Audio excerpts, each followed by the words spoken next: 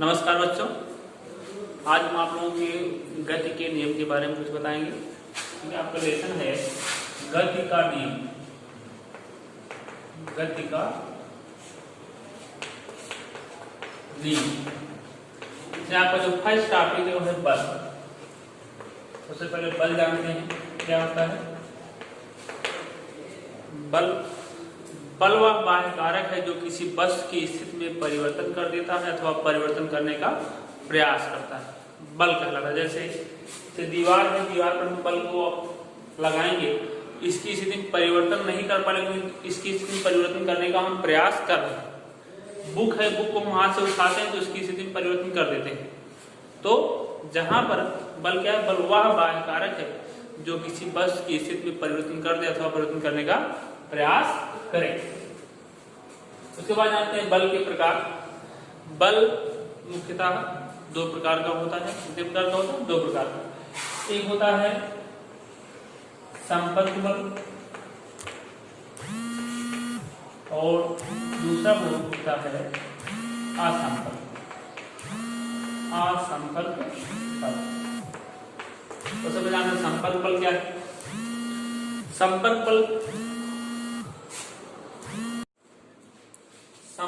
जानते हैं। संपर्क बल क्या होता है? जैसे हमको किसी वस्तु पर बल लगाना है तो हम वस्तु को पहले टच करेंगे, उसको हाथ से पकड़ेंगे, उसके बाद बुक को उठाएंगे, डेस्क को उठाएंगे, चाक को उठाएंगे। तो यहाँ बेटा चाक और हाथ हमारा दोनों आपस में संपर्क कर रहे हैं, तो यहाँ पर जो बल लग रहा है उसे बोलते हैं संपर्क बल।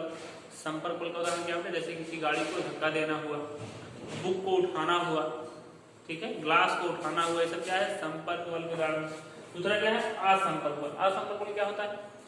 असंपर्क बल बेटा इस प्रकार का बल जिसमें हम जिस वस्तु पर बल लगाना है उस वस्तु को हम फिजिकली टच नहीं करेंगे, भौतिक रूप से उसको हम टच नहीं करेंगे। जैसे हमको मान लो बुक को उठाना है तो बुक को हम हाथ से नहीं उठाएंगे, बिना हाथ से उसको टच किए बुक को हम उठा लें तो क्या है? असंपर्क बल है। अर्थात उसको असंपर्क बल क्या है? दो वस्तुओं के बीच लगने वाला वह बल इसमें दोनों वस्तुएं एक दूसरे के संपर्क में नहीं हो, असंपर्क बल कहलाता है। ठीक, अब असंपर्क बल का एग्जाम्पल क्या है? असंपर्क बल का बेटा उदाहरण है चुंबकीय बल, गुरुत्वीय बल। जैसे अगर लोहे का सिक्का लें और चुंबक लें, चुंबक को बेटा हम ऊपर करें लेकिन लोहे के सिक्का को बिना टच किए ही नीचे से वह उठा लेता है। किसी पिंड को बेटा हम ऊपर फेंके तो पृथ्वी उसको बिना गुरुत्वीय त्वरण के कारण नीचे खींच लेती है। ये सब क्या है बेटा? असंपर्क बल के उदाहरण है। ठीक, अब जानते हैं बेटा जो आपका संपर्क बल है यह दो प्रकार का होता है। इसमें एक होता है संतुलित बल, दूसरा होता है असंतुलित बल। एक होता है संतुलित बल,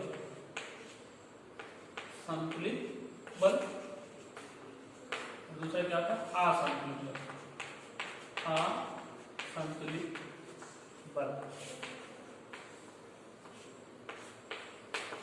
संतुलित बल क्या है बेटा?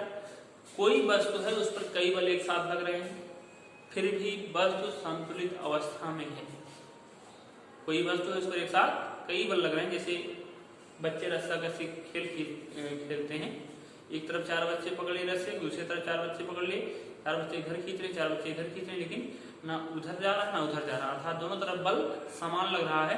तो जिस वस्तु पर बल लग रहा है वो उस वस्तु में विस्थापन क्या है? शून्य है, वो किसी भी दिशा में विस्थापित नहीं हो रही है। तो ऐसे बल को क्या कहते हैं? संतुलित बल। परिभाषा क्या है? किसी वस्तु पर लगने वाले सभी बलों का परिणामी यदि शून्य हो, सभी बलों का परिणामी यदि क्या हो? शून्य हो, तो ऐसे बल को क्या कहते हैं? संतुलित बल कहते हैं। दूसरा क्या है? असंतुलित बल। अब अगर किसी वस्तु पर कई बल एक साथ कार्य कर रहे हैं और वस्तु किसी एक बल के प्रभाव से उस बल की दिशा में विस्थापित हो जाती है, किसी वस्तु पर एक साथ कई बल कार्य कर रहे हैं और जो वस्तु है उसमें किसी बल के प्रभाव से उस बल की दिशा में विस्थापित हो जाए तो उसके क्या बोलते हैं? असंतुलित बल बोलते हैं। क्या बोलते हैं? असंतुलित बल बोलते हैं। इसके बाद बेटा आपको पढ़ना है न्यूटन की गति के नियम। क्या पढ़ना? न्यूटन की गति के नियम। न्यूटन की गति विशेष नियम। न्यूटन ने गति के संबंध में 3 नियम दिए, 3 नियम, जिन्हें ही न्यूटन के गति विषयक नियम कहते हैं। प्रश्न एक बार पढ़ रहा था, न्यूटन ने किसी पिंड की गति के संबंध में 3 नियम दिए, जिन्हें न्यूटन का गति विषयक नियम कहते हैं। जिसमें पहला नियम है जड़त्व का नियम, जड़त्व का नियम, जिसे लॉ ऑफ इनर्शिया भी बोलते हैं, जड़त्व का नियम। अब जड़त्व का नियम क्या होता है, ध्यान समझेंगे, इंपॉर्टेंट है। अगर कोई वस्तु विरामावस्था में तो विरामावस्था में रहेगी, और अगर कोई वस्तु गत्यावस्था में तो गत्यावस्था में रहेगी। कब तक रहेगी, जब तक उस पर कोई बाह्य बल ना लगाया जाए। इसे कहते हैं जड़त्व का नियम। एग्जाम्पल, जैसे अगर कोई बेटा वस्तु है स्थिर पड़ी हुई है, स्थिर रहेगी, जैसे डेस्क पड़ी हुई, बेंच पड़ी हुई, बुक पड़ी हुई, तो वहीं पर रहेगी। कब तक, तब तक कि उस पर बाह्य बल ना लगाया जाए। और क्या होता है, यदि कोई वस्तु गत्यावस्था में है तो वह गत्यावस्था में ही रहती है, जब तक उस पर बाह्य बल ना लगाए। जैसे कोई बाल है, फैन है, कुछ चल रहा है, तो कब तक चलता रहेगा, जब तक उस पर बाह्य बल ना लगाया जाए। लेकिन यह प्रभाव, यह नियम कहाँ पर लागू होता है, जहां पर वृत्ति, त्वरण, गुरुत्वाकर्षण इत्यादि बल ना हो। ठीक है, विराम वाला नियम तो यहाँ पर लागू होता है, लेकिन जो गति का जड़त्व है वो जहां पर आपका गुरुत्वीय क्षेत्र नहीं है, अर्थात स्पेस में, वहां पर लागू होता है। अगर बेटा हम स्पेस में जाकर किसी पिंड को एक समान वेग दे दें तो लगातार उस वेग से गति करता रहेगा। लेकिन यहाँ पृथ्वी पर हम किसी पिंड को फेंकें तो लगातार उस वेग से गति नहीं करे। क्यों, क्योंकि उसको गुरुत्वीय त्वरण, घर्षण बल, वायु के अनुसार कई विभिन्न प्रकार के बल लगते हैं। इस प्रभाव से गति का जो जड़त्व है वो पृथ्वी पर लागू नहीं होता, लेकिन पृथ्वी के बाहर गुरुत्वीय क्षेत्र में नियम लागू होता है। जो विराम का जड़त्व है वो लागू होता है।